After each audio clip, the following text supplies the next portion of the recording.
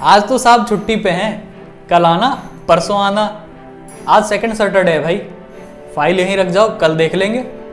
बाहर बोर्ड नहीं देखा तुमने, बिना अनुमति प्रवेश वर्जित है, अंदर घुसे चले आ रहे हो। तुम्हारा अकेले का ही काम करने के लिए बैठे हैं क्या यहाँ पे? इस तरीके के बहुत ही कॉमन जवाब है जो आपको सरकारी ऑफिस में मिलते हैं किसी भी अधिकारी बाबू आदि से, और ये अपने आप में एक बहुत बड़ी प्रॉब्लम है। 70 साल बाद भी इसको सॉल्व नहीं किया जा सका। हालांकि इसको सॉल्व करने के लिए बहुत ही बढ़िया चीज़ लाई गई थी जिसे हम कहते हैं RTI, right to information act. सरकार बड़े ही ढोल नगाड़े के साथ में इसे लाई थी और कहती थी कि 10 रुपये में आप किसी भी सरकारी डिपार्टमेंट से कोई भी जानकारी ले सकते हैं और उनको देनी ही पड़ेगी आपको। लेकिन कभी कभी मुझे लगता है कि इस देश में आम आदमी के साथ में हर चीज में ना मजाक हो जाता है। देखिए RTI नो डाउट एक बहुत ही अच्छा लॉ रहा, लेकिन उसका इम्प्लीमेंटेशन इतना खराब रहा है कि आज उसकी हालत ये है कि आज जब 17 साल हो गए, उस मौके पर पिछले अक्टूबर में जो डेटा आया उस हिसाब से 3 लाख RTI पेंडिंग है। 3 लाख कोई छोटा नंबर होता है? RTI की डिस्पोजल रेट बहुत ही ज्यादा खराब है। वेस्ट बंगाल की हालत देखो तो वहां पे 24 साल से ज्यादा का वक्त लग रहा है और ढोल नगाड़ा पीट रहे हैं कि RTI। अभी तो रुको जरा, सबर करो, बहुत कुछ बताना है आपको। RTI को इम्प्लीमेंट करने के लिए क्या लाए थे? SIC और CIC, इनके अंदर होते हैं कमिश्नर, जिनका काम क्या होता है, अगर कोई भी डिपार्टमेंट आपकी RTI का जवाब नहीं देता है तो उसके ऊपर पेनल्टी इंपोज करना या फिर कोई भी कार्रवाई करना।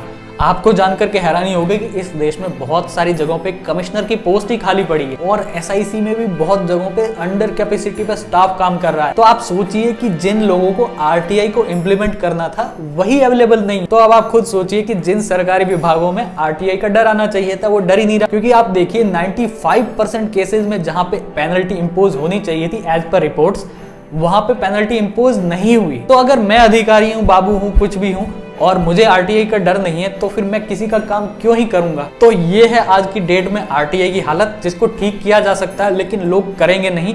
और उसके पीछे का रीजन भी मैं बता देता हूँ। देखिए, जब आपका कोई भी काम झगड़ा करने से, प्यार से, पैसे से या फिर RTI से किसी भी तरीके से नहीं हो रहा है तो आप क्या करते हैं? आप किसी नेता मंत्री को खोजते हैं और जाकर के कहते हैं साहब मेरा ये काम करवा दीजिए, तो वो एक कॉल करते हैं और आपका काम हो जाता है। इट्स लाइक अ मिरेकल, मतलब जादू हो गया ना आपके साथ में। तो और आपके लिए वो हो गए देवता, जादूगर, जो आप संज्ञा देना चाहें। लेकिन देखिए, ये ट्रैप आपके लिए था कि आप उनके पास में जाएं और अपना काम करवाएं, जबकि जिम्मेदारी हमने उन पॉलिटिशियंस के सर पे ही डाली हुई है कि वो आपके एडमिनिस्ट्रेटिव सिस्टम को ठीक करे, दुरुस्त करे और आपको उनके पास जाने की जरूरत ना पड़े। लेकिन अगर आप खुद सोचिए कि अगर उन्होंने एडमिनिस्ट्रेटिव सिस्टम्स को ठीक कर दिया तो आप तो इंडिपेंडेंट हो गए, आपको फिर नेताओं की क्या जरूरत रहेगी? आप क्या सोच करके उनके पास में गिड़गिड़ाते हुए जाएंगे? क्योंकि आपके तो सारे काम ठीक से हो रहे हैं, आपकी लाइफ मस्त चल रही है, तो फिर आपको नेताओं की याद ही क्यों आएगी? और जब आपको याद ही नहीं आएगी तो आप उनको वोट देने में और ज्यादा बड़े नखरे करोगे। So it's like a trap for common man, जो बिछाया गया है और सामने दिखता है सबको कि ये सब कुछ ओपनली हो रहा है,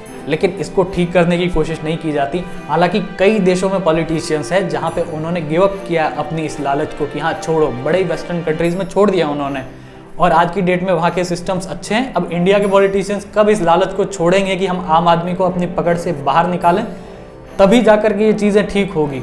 दोस्तों, अगर आपको हमारा कंटेंट पसंद आता है तो प्लीज़ हमें लाइक कीजिए, शेयर कीजिए, सब्सक्राइब कीजिए, क्योंकि इस तरीके के कंटेंट को बड़े ही मुश्किल से रीच मिल पाती है। बहुत बहुत धन्यवाद।